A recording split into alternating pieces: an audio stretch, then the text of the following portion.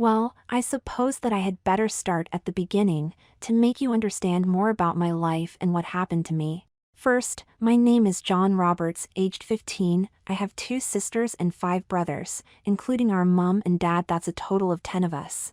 I think that's a handful for anybody, but dad was a hard worker and mom was a whiz at the accounts, so we managed reasonably well. My brothers and sisters' names were Tom 20, Arthur 18, the 2 twins Sharon and George 17, and the other set of twins, Harry and Bill 16 years old. As I said earlier, we were coping reasonably well until that horrible day Dad had an accident at work. Dad worked on the docks as a stevedore, then 14 months ago a crate slipped from its holding net and crushed his right leg.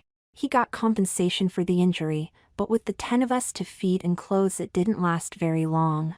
His leg had been crushed severely, and he never fully recovered from it. He was in pain almost 24 hours a day with it and was taking painkillers by the handful. Eventually, he got so depressed and confused he overdid his painkillers by accident and drifted off to sleep, never to wake again.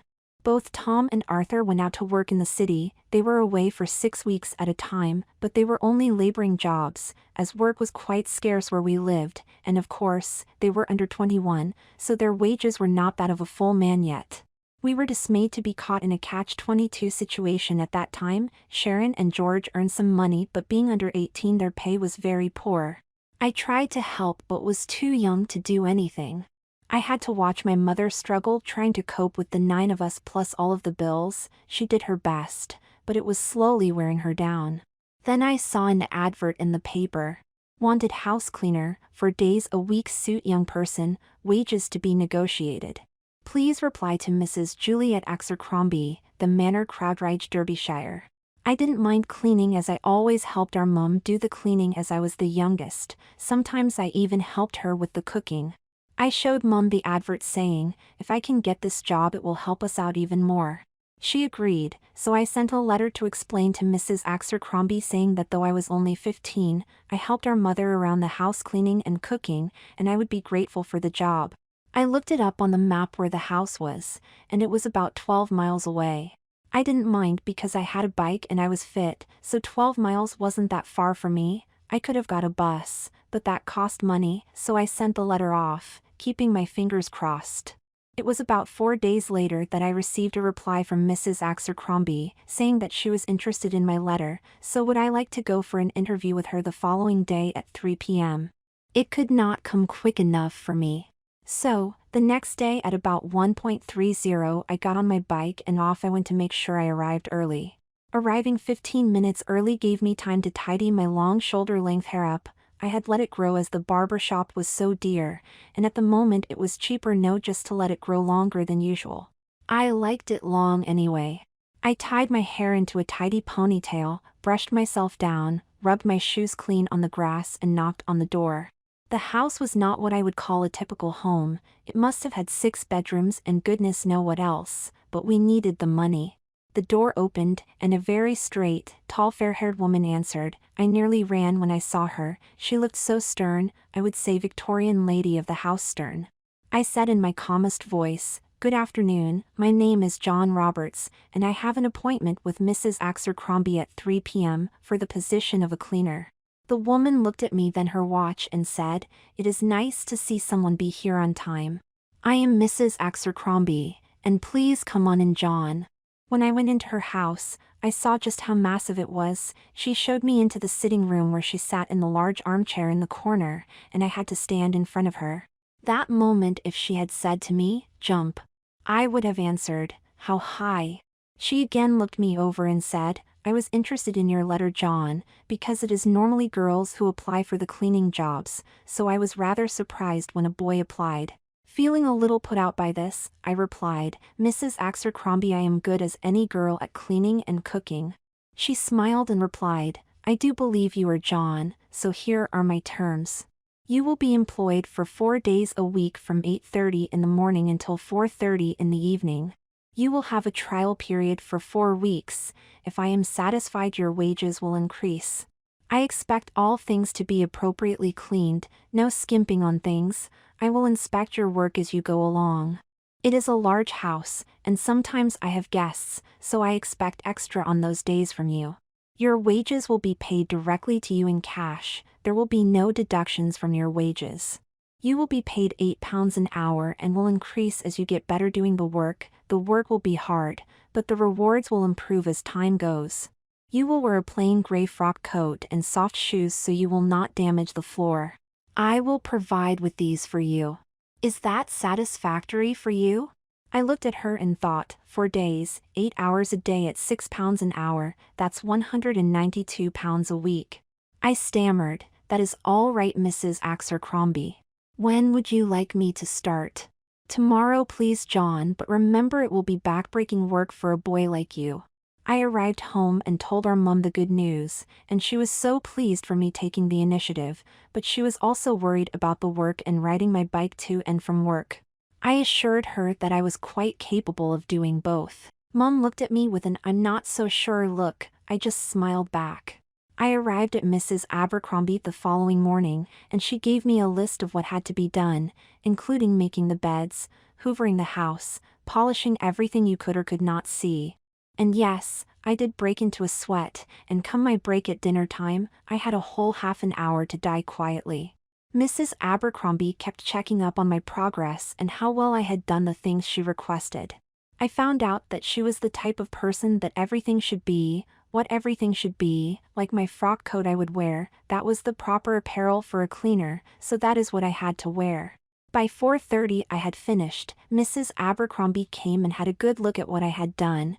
She examined everything carefully. My heart was beating faster and faster just in case she found anything wrong. At last, she came back to me and smiled, saying, John, you have done a splendid job of what you had to do. I am very pleased with your work, so that I will see you again tomorrow morning. With a smile on my face, I thanked her and left to ride home. By the time I arrived home I was in agony, my back, my legs, my arms, my hands felt they had all died on me. But refusing to admit defeat I put my bike away and strolled in with a grin on my face. Mom asked worryingly, John, how did it go? Are you all right? I replied, of course, I am, Mum, it was a breeze, and Mrs. Abercrombie was really pleased with my work, so I am going back tomorrow. Well, go and have a bath now, then I will get your tea ready, and as it was your first day I suggest an early night, I replied with a smile on my face. Okay, Mum, see you in a minute. I then staggered up the stairs and ran a very hot bath with some salts in it and soaked there until my pain subsided. When I came down, Mum said to me, have you used my bath salts, John? I said I didn't know they were yours, Mum, was it okay? She laughed and said, it's no problem for me, sweetheart, but you do smell rather, shall we say, girly. I just blushed. Come on now, princess, Mum said, go and have your tea, then bed. I blushed again, but I wouldn't admit it to Mum, but I did like the smell though.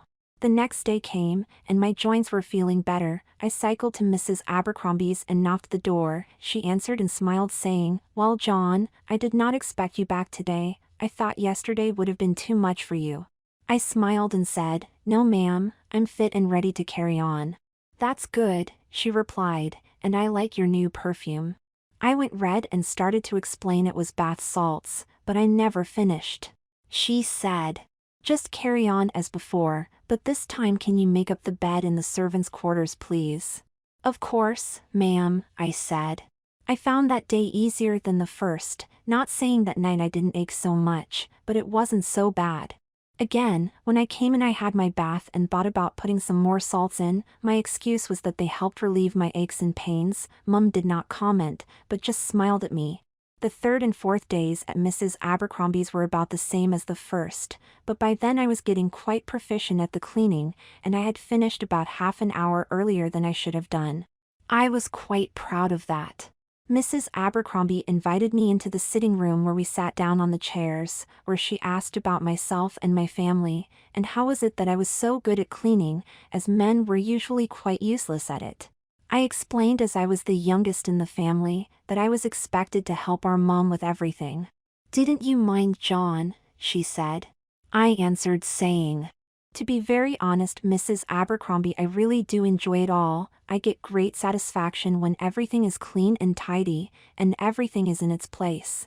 She looked at me again with a smile and said, John, you are one in a million, and I greatly appreciate what you have done this week, so there is an extra £20 in your wage packet. Please spend it on something for your mother and yourself, you deserve it. But I have one little niggle, I hope you do not mind me saying so, but your hair is a complete mess. It needs leveling up at the back, so it is even, and it could do with some conditioner on it to make it shine more. I thanked her for her advice and said that I would think about it. She looked at me and smiled, saying, I will see you next Tuesday at the same time then. Good night, John. An extra £20, I was ecstatic. I couldn't wait to get home and give my money less the £20 to Mum. And our Mum was as happy as she could be, but still gave me a warning saying, Now remember, John, Mrs. Abercrombie is a stickler for protocol, so please don't do anything to upset her, will you? I said, Of course not, Mum, especially since she is paying me so much. So, this went on for 8 or 9 weeks, not the £20 every week but occasionally another £10. I was in one of the bedrooms one day cleaning away, quite happily, not a care in the world when it happened. I knocked over the large water container which I had left on the top of the chest of drawers. It went everywhere. I got all my clothes saturated, the top of the unit was drenched, and the water was running down the front of the unit as well. I just hoped that none of it had seeped into the drawers. As I got what cloths I had, I started frantically wiping the top and front of the unit down. At this point I wasn't worried about how wet I was more concerned about what was wet, if anything, in those drawers. The thought terrified me. Maybe it was something valuable or irreplaceable, and I had spoiled it. The thought terrified me. I opened the top drawer very slowly. I sighed with relief. It was only full of bras and panties. I put my hand on them, and they were slightly damp, but not wet. I thought, 1 drawer down, 3 to go. After opening the other 2, which had no damage to them on the inside, I opened the last drawer. Gritting my teeth, in the hope it would be all right like the previous 2 drawers, my heart sank. The water had run down the back of the chest of drawers, pooling at the bottom, but by chance or luck it only contained Maid's frilly aprons. The problem was they weren't damp, they were soaking wet. I took one out and looked at it. Then I took out 2 more. They were wet but not as bad as the first one. The 4th was bone dry, thank goodness. I gave a big sigh. At least nothing was ruined. I heard a noise behind me and looked up and saw Mrs. Abercrombie standing there, looking at me holding a maid's frilly apron up with 2 more on the chair. I went as red as a beetroot. Mrs. Abercrombie said, Dare I ask what goes on here, John? You're soaking wet and you are holding my old maid's aprons. I started to stutter. The more I tried to speak, the redder I became. Eventually, I explained to her that I had knocked over a large jug of water, all over the chest of drawers and me, and I was seeing if I had ruined anything in the drawers.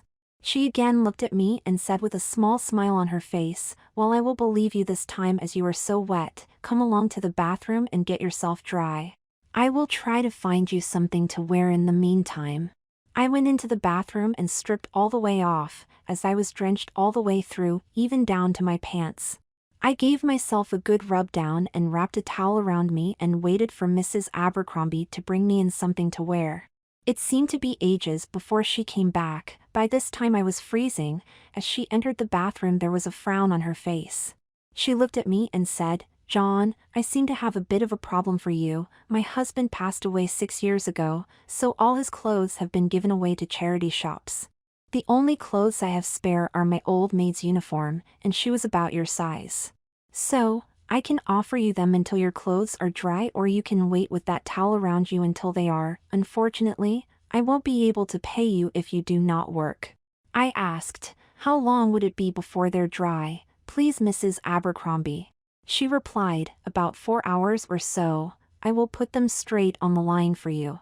I thought to myself, talk about being stuck between a rock and a hard place.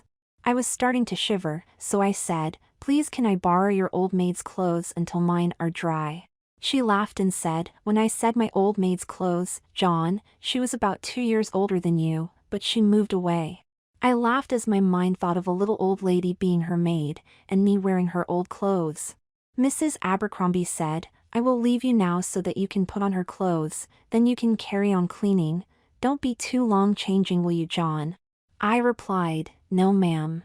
Boy, was I in for a shock when I went through the clothes, and there was a pair of white panties, black stocking and suspender belt, a full-length white petticoat, a pair of black buckle shoes with a 2-inch heel, and a maid's outfit complete with hat and apron. I just stood there looking at it. Surely, she didn't expect me to wear all of that, did she? The next moment there was a knock at the door. It was Mrs. Abercrombie. Are you dressed yet, John? She asked. I said, do you want me to wear all of this, ma'am? Yes, she said in a stern voice. If you dress as a maid, then you will wear what a maid wears. I expect nothing less. Now don't be so silly and get changed. When I had finished dressing, which for me was a feat in itself, especially trying to put stockings on. After a few minutes, I said, I have finished dressing, ma'am. Right, let me have a look at you then. I opened the door and with a red face came out to where she was. She looked at me and then walked around me inspecting everything. She put my hat straight and fluffed up the bottom of my dress, then pulled my apron down straight. Now that's better, you look more of a maid now. I blushed. One last thing. She said, come here. We went into the bathroom again, where she took my hat off and proceeded to brush my damp hair out. Then she plaited it and tied it off with a white bow, then replaced my cap. That's much tidier now, John, and I think when you come tomorrow your hair should be plaited. It makes you look much neater and tidier. Now off you go and carry on. You have wasted enough time. As I passed a mirror, I looked at myself in it, and what I saw made my hair stand on end. It wasn't me in the mirror, it was a girl dressed in a maid's outfit. I carried on walking as if in a dream. I carried on cleaning, polishing and hoovering, making the bed, etc. I found it quite strange. Wearing a dress gave me more movability, and it kept me getting so hot as I usually did, and with my hair out of the way, even that was a significant improvement. I know it may seem strange, but I was really enjoying being dressed up in a maid's uniform, and I found it was very comfortable, not like a boy's scratchy clothes, and I knew that I looked very smart in the uniform. Even the panties were soft and comfortable to wear. At the end of my day, Mrs. Abercrombie called me into her lounge. Again she sat down, and I stood there, pulled my dress down, so it wasn't bunched up, then clasped my hands in front of me. She looked at me smiling and said, well, John, the first have to say it, but that maid's uniform fits you down.